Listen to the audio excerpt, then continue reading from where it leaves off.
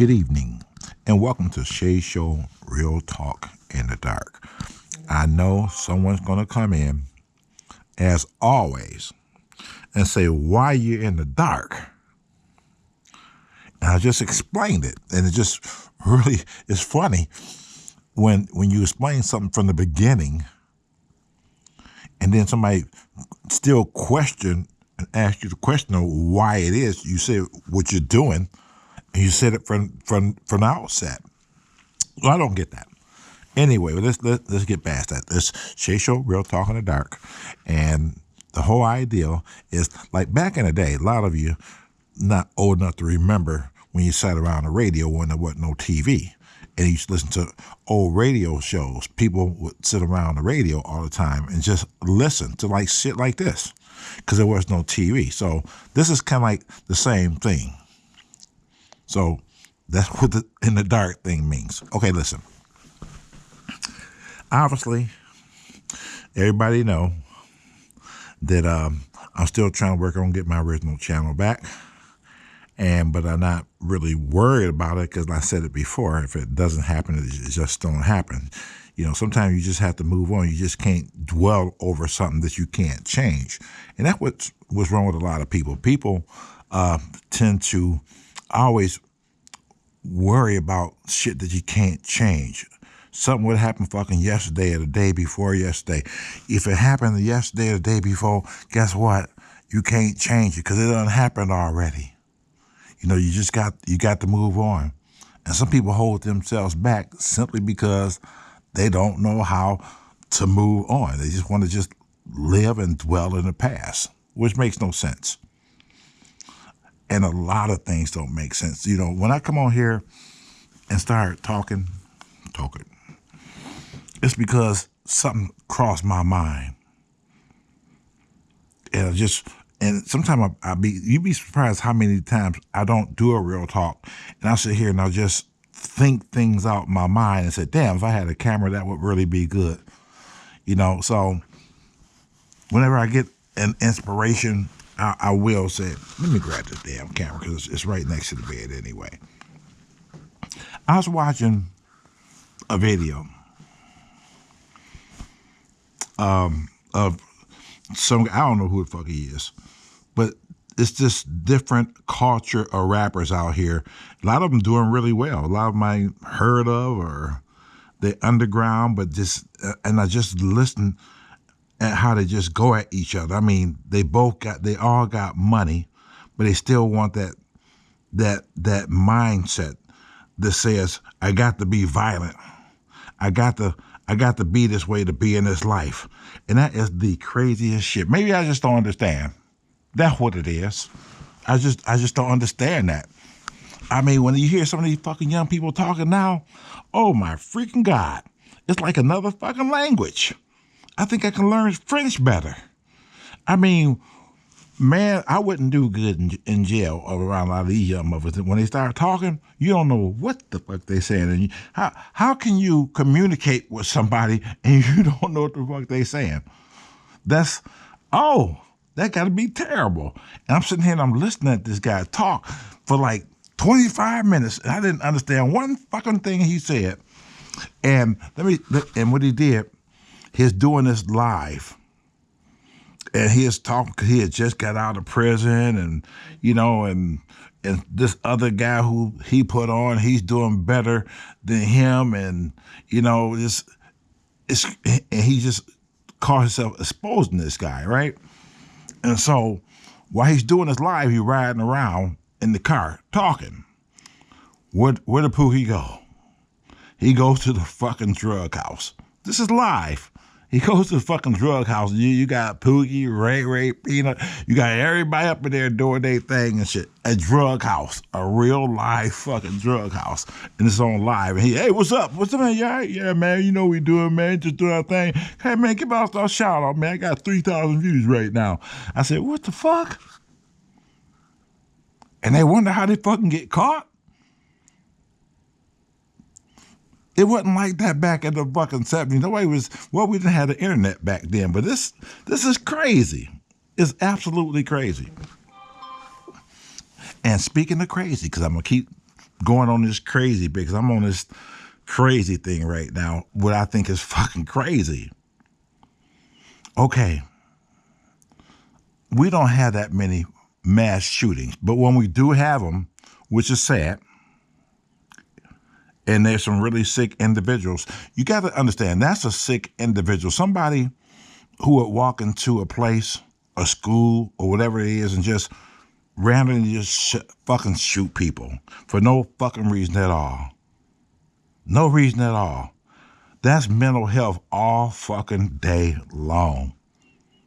All day long. And yeah, crazy motherfuckers shouldn't have no goddamn gun. But they get a hold of them. And they get a hold of them legally. In most cases, fucking legally. So the politicians or the people or whomever, it's all about money.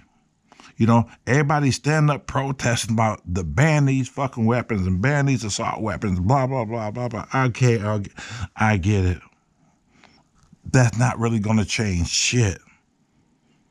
It's not. Listen, I got a lot of guns. And matter of fact, I got to clean them out and shit. There's probably so much dust in them damn things. That gun can't do no more than what the fuck I let it do. If I decide to take that gun out and go out and start shooting motherfuckers, that's what I decide to do. The gun is just a fucking tool. But as long as I don't think like that, that gun is going to stay right where the fuck it is. I got no use for it. None. So everybody gets up in an uproar whenever this happens. And I get it. I certainly get it. But you know what the crazy thing is for me? It's all this black on black crime in the neighborhood. Black people killing black people for no fucking reason whatsoever.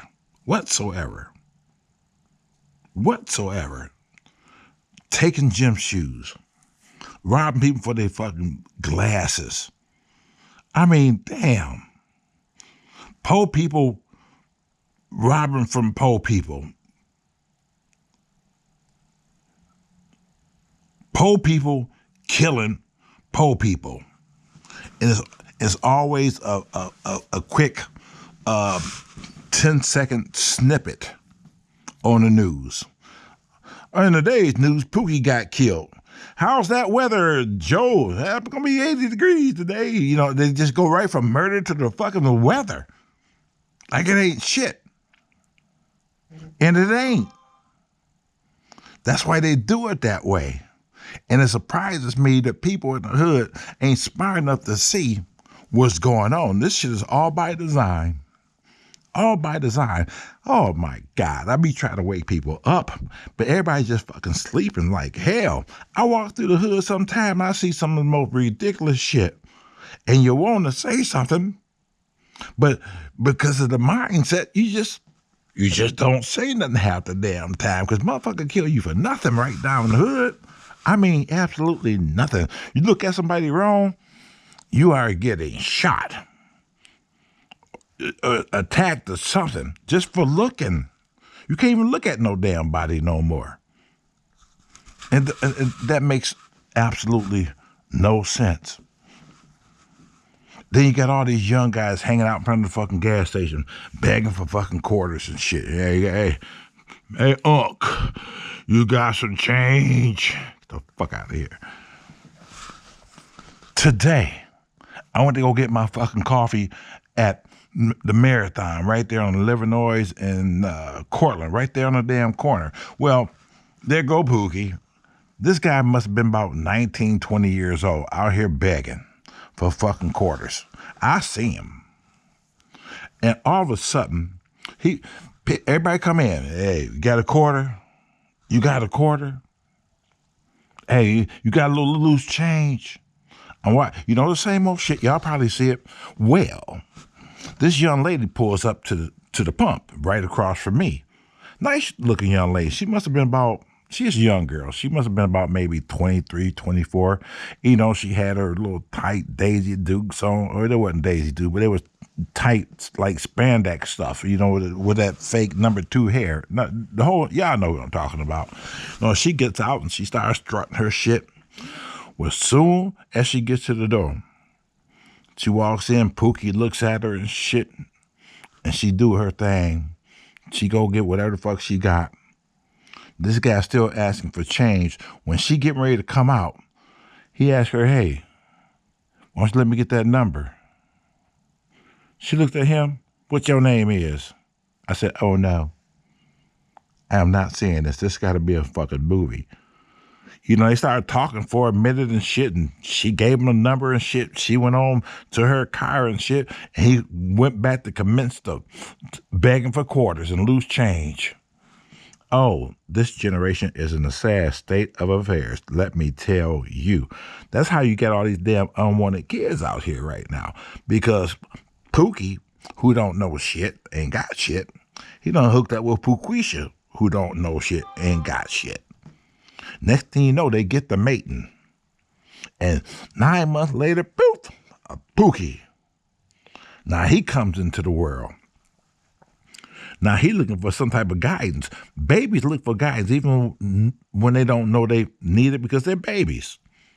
So it's up to you, the adult, to make certain that this child learns something, because wherever he's going to start learning, he's going to start learning from you.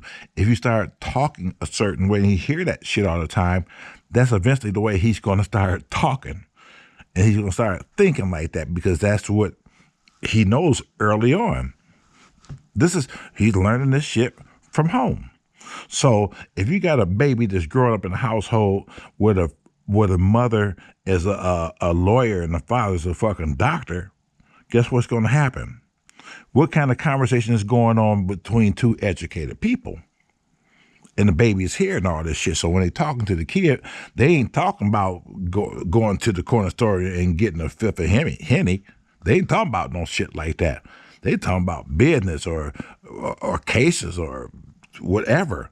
And the baby's hearing this type of shit, so they're going to talk to that kid a certain way, in an intelligent way. Maybe not discuss all that kind of shit with him, but they're going to talk to him in an intelligent way because they're intelligent people, and they want their child to be the same way. See, all that shit starts from home. I don't care what nobody say. I've seen this shit in the hood for years. I know situations personally where people got fucked up because they didn't have no guidance. Well, look at the young lady who had the baby. She pregnant at fucking 11. Curtis' sister. It's crazy. I mean, it's absolutely crazy the way those kids had to grow up like that. 11-year-old and fucking pregnant? What in the hell is 11-year-old doing away from you at 11 years old? What position is this child in that she can even be somewhere to be in a situation like that at fucking 11 years old? Back in my time, 11 years old, you couldn't even go out on the fucking porch. I mean, the porch. 11? Hell no. Matter of fact, when we got older and was able to go outside, they called me and Daryl the sundown kids. Because the street lights, we had to be in before the street lights. I know y'all, young folks who listen to me right now, y'all don't know nothing about that. Like, what the fuck, street light? What the fuck are you talking about? Well, back in the day, when it was respect, and parents was really parents at that time, well, they just wouldn't let you just run all over the fucking neighborhood like these kids do today. You have to be with an eye distance and earshot of your parents. If they got ready to call you, you better be, I don't give a fuck. If you was 12 blocks away and shit, if you thought you heard that damn voice, you better get the running. But see, during that time, we couldn't get that fucking far away. We might have to be, let me see, we was at George's house. George is probably about 9-10 houses down from our house. So, of course, if moms come out and stuff, and she start yelling and bellowing, we going to hear that shit. But she said, don't let the street lights catch you. All right, so we sitting there on the porch. We sitting there just chilling, having a good time. Now it's starting. The sun is going down, and we sitting there. And so we sitting on the porch. We like sweating. We sweating. We got bees coming down because it won't be long before that damn street light come on. And Mama done told us already we gotta be in before the street light coming, because if we don't, it's our ass. Period. And so they knew how our mother was. They knew. And so they was laughing. Y'all want to hang out a little bit longer?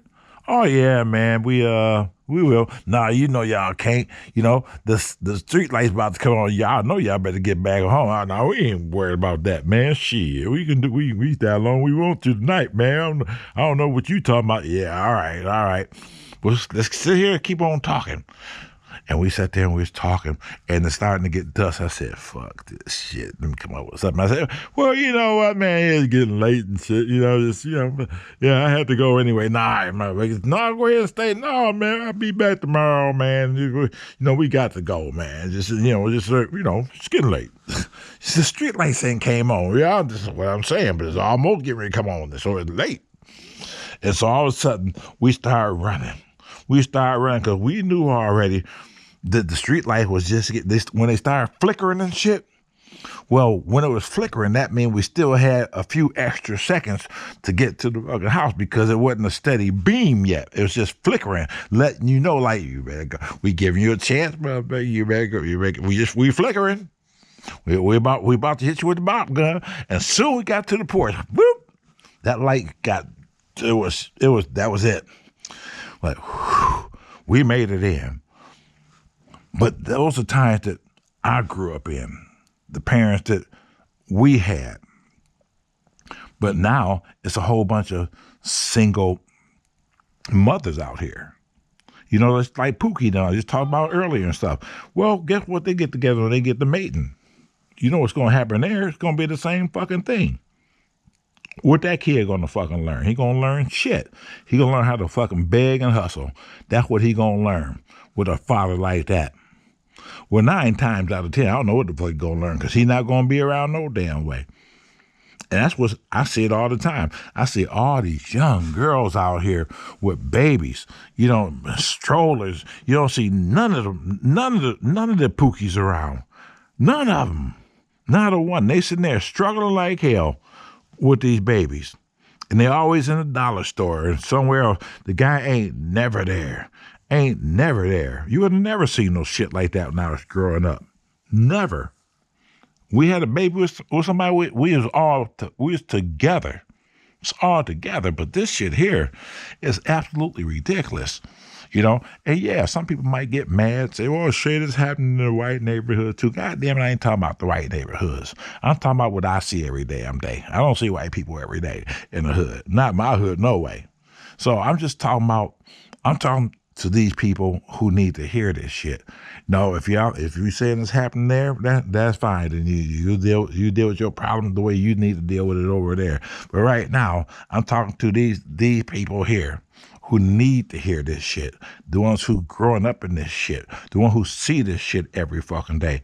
The ones who see these kids out here 9 and 10 years old just wandering through the streets like fucking zombies. Got nowhere to go. Got no fucking direction. Nothing. Last month, I was getting out the damn car. Here, a 9-year-old, and I think the boy might have been 10. Might have been 10 if he was 11. I don't know. But the one boy had to have been 9 for certain. And they coming down the street, and I got out the car, and they was cussing. Well, back in the day, if you cussed and got caught by one of the elders, that was your ass. And then they'll call and tell your parents what the fuck you did, that you cussed, or whatever it was.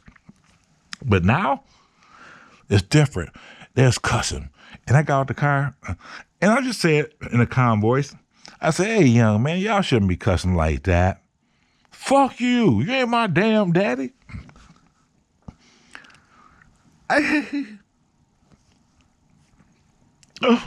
What? I was stunned.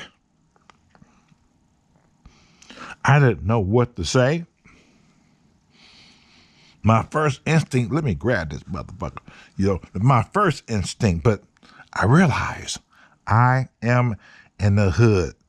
I am different with a totally different mindset. He might have a gun. If he can blatantly say, fuck me, to my face, then he got something to back it up. Or he's willing to try.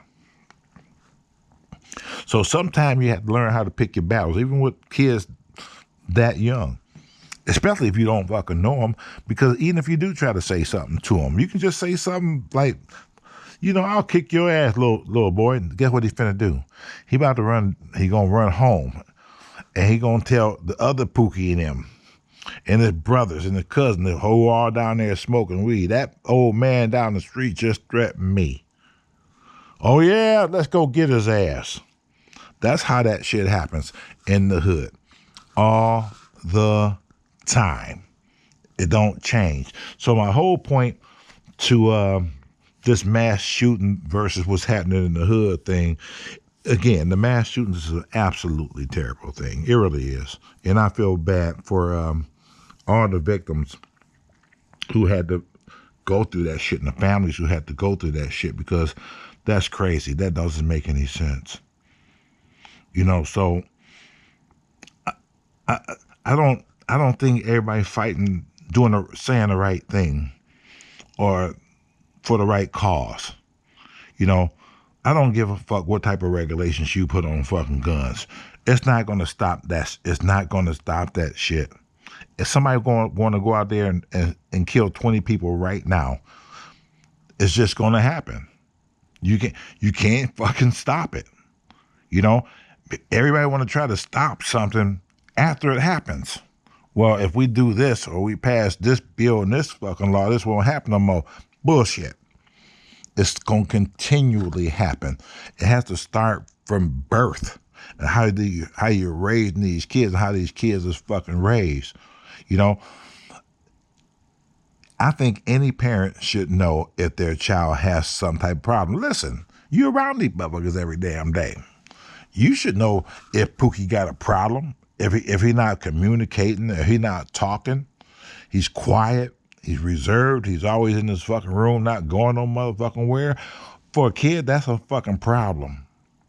That's one of the fucking signs. You gotta start talking to that kid and find out why don't you have any fucking friends? Why you just up in your room all goddamn day? You got to jump on that shit. Some people look at that shit as fucking normal, or say, oh, it's all right. That's what they do. No, that shit ain't fucking normal. It's not, and some kids turn out well, but some kids who get like that, they'll get lost. They'll get lost because they're not communicating with nobody. They're going to create their own world. And in their own world, anything fucking go. Period. And that's the start of it right there. That is the start of it right there. It's simple. If we're going to go through all this ban these assault weapons and all that's fine. Well, let's try to put the aim in the fucking hoods. Let's start there. We're going to let mental health take care of itself, because that's all mental health issues. What's happening in the hood every fucking day is a mindset issue, and it's affecting everybody. Everybody. Even me. I got to fucking be careful with what I do and where I go. If I pump my gas and shit, I got to have my hand on my fucking gun when I'm pumping my fucking gas. Who should want to live like that? But that's the reality. I don't want to live like that. And I certainly don't want nobody to hurt me. Because one thing about it, if you see me out there in the fucking street, I ain't trying to fuck with you. I am not. I call everybody brother, and I call every woman honey. Everybody. How you doing, honey? You all right? Yeah. Every woman I run into, hey, how you doing, honey? Every man I see, white, black, green, whatever fucking color it is, anybody who know me personally know that when I greet you, I always say brother. I don't give a fuck who you are or what you are. I always greet everybody as brother. I'm letting you know right there, I come in peace. I'm calling you brother. And that means, when I say it, that means something. And it should mean something to the people who receive it.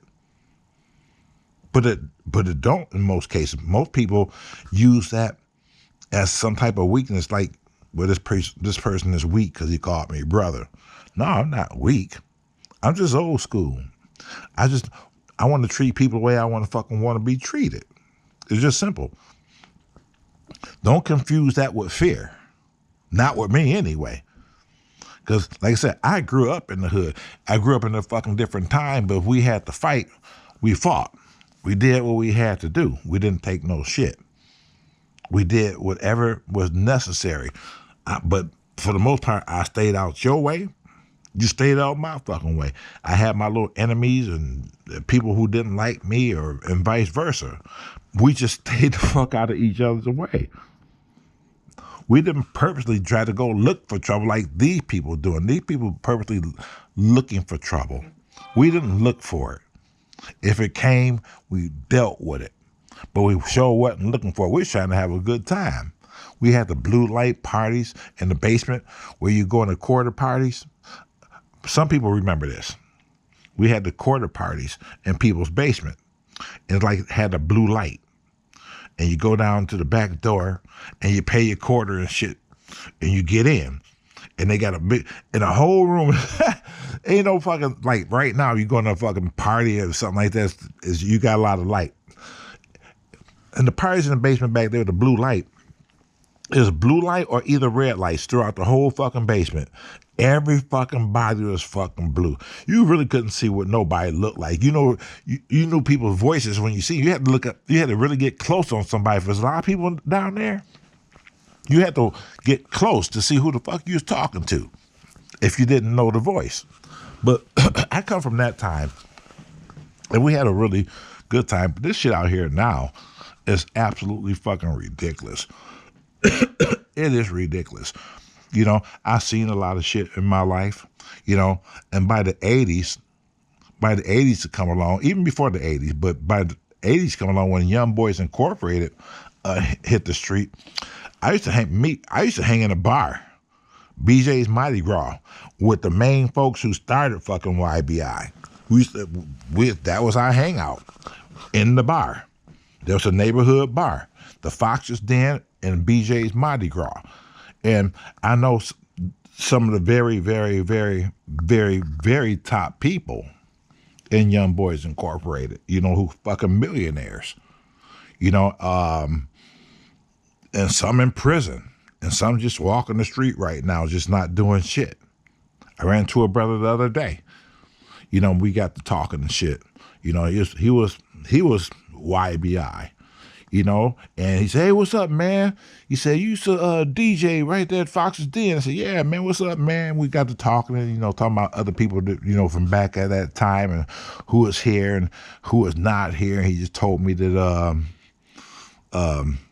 we had this guy who was in the hood. His name was Pig. We called him Pig. He said, "Man, you know, Pig died, man." I said, and I'm thinking, when he told me that, I said, it's either, I wonder if he died from like a overdose or something, or did somebody kill him? Because that was, you know, it's kind of like the lifestyle for those guys back then.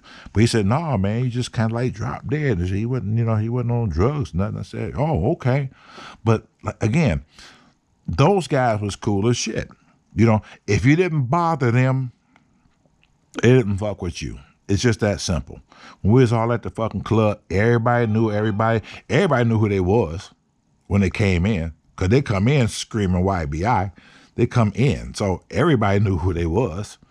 I mean, but before they got to that point, you know, I used to play pool, shooting $2 and $5, $10 games of pool in the back with these same guys who, before they even really got started with that shit.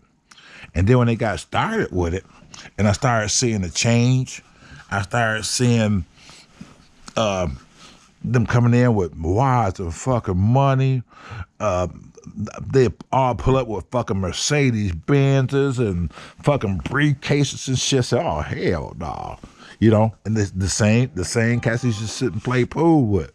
You know, and one of the cats who's dead right now. He was murdered, and he was one of the main cats, and he was at the Fox's Den, working a bar, like as a bartender slash bouncer.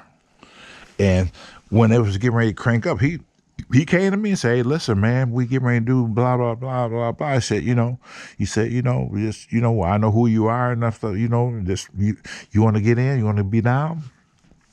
I said, "What's going on?" So he explained what was going on and what they was going to do and how it's going to do. It's going to be real big, and and it's going to be so much money you're not going to believe it. Blah blah blah. And I said, "Nah, man, I'm good, man." He said, "You sure?" I said, "Yeah, man, I'm good, man. I can't do that, man. But hey, good luck and be careful, You sure, man?" "Yeah, I'm sure, bro." As time went by. Here he come down the street with one of those 1937 Bonnie and Clyde cars, followed by bodyguards in the front and the back with fucking Mercedes Benz. And he pulled up and said, "Hey, what's up, Shea? You all right?" "Yeah, man, I'm all right." "See, I told you, man. It ain't too late. You still want to get out?" I said, "Nah, man, I'm good, bro. I'm good, bro. But you're looking good, bro. You're looking good, man. Just be careful, man. Just be careful." They got out and started passing out money to the kids in the neighborhood and shit. Just that type of shit. But again, they was cool guys, man. They didn't fuck with nobody, and nobody fuck with them. Period. I mean, they did their thing, obviously, but was in the hood and shit. It wasn't like that. I'm here to tell you, they wasn't like that. It was cool brothers that you can actually sit and just talk with. Yeah, was they ruthless about some of the shit they did? In the documentaries and all that. Yeah, it's absolutely true.